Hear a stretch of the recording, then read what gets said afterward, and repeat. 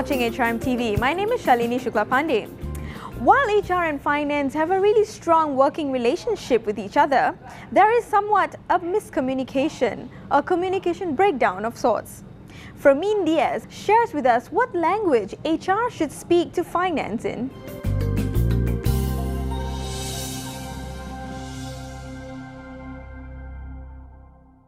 Thank you very much for joining us today, Fermin. My pleasure. Now, HR and finance, they see compensation and benefits in very different lights. What are some challenges that HR faces when actually talking to finance about compensation and benefits? Well, a lot of it has to do with how the compensation people talk about compensation versus how the HR people, the finance people understand it. The finance people only understand it in finance language. They see it as a cost. They want to see marginal costs. They want to see productivity improvements. And so what they're looking for is ways in which this affects the margin of the company, whereas the typical compensation approach is one of attraction, retention, and motivation. That's the mantra that they teach us in HR. So they're both right in their own way, but I think the challenge is how do we get HR people to communicate what we're trying to do in a language that finance can understand. And finance only understands finance language. They are, in that sense, single language speakers, and they don't speak any other language.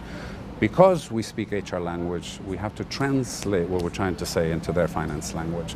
So we must interpret when we say engagement. Engagement has to translate into productivity. So how do we translate then the notion of engagement into productivity? Attraction of the best talent, which is what we're trying to do, has to translate into better results. And better results are either higher revenue growth or lower cost increase. So how we translate what we're trying to do in a way that they can see it is, I think, where the challenge lies. Well, how can HR truly speak in a language that a CFO would understand and appreciate? Well, sometimes we do it as a matter of course. It's relatively straightforward to do it in a sales situation.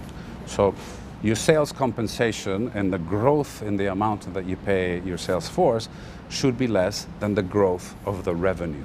Sure. So that's very straightforward to understand. Well, it's the same principle we have to apply to the rest of the company.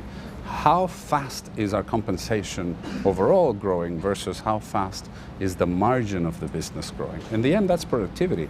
So it's not really about spending less. It's not really about cost control.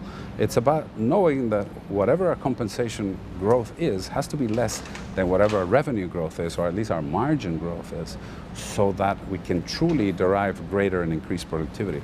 And it doesn't have to be big jumps in productivity either. It doesn't say that, okay, I'm going to put in a plan and you're going to get a 10% jump. Maybe a 1% jump is good, but it's a continuous 1%. 1% this year, 1% next year, and by the time a few years roll around, you've increased the profit margin of the company, you've increased the capability of the company to invest in further products. You have made the company more competitive from a compensation standpoint. Well, any tips you have for HR colleagues to improve their relationship with the finance team? Unfortunately, there are no shortcuts. In order to speak finance language, you must learn the language. And it's usually about two things. It's about accounting, particularly cost accounting, and it's about finance and understanding the three things the finance folks are interested in. They're interested in the balance sheet, so the assets and the equity in particular. They're interested in the P&L, the revenues, but how to really describe profit. And they're also interested in the cash flow, which is the money that actually the company gets to keep, and combinations of the above. So our job as a complement professional needs to be to translate what we do in a language that uses these terms and uses these concepts to the best possible advantage of the company. And like I said, the trend issue, so it's the productivity improvement that needs to come into play when we talk about compensation programs.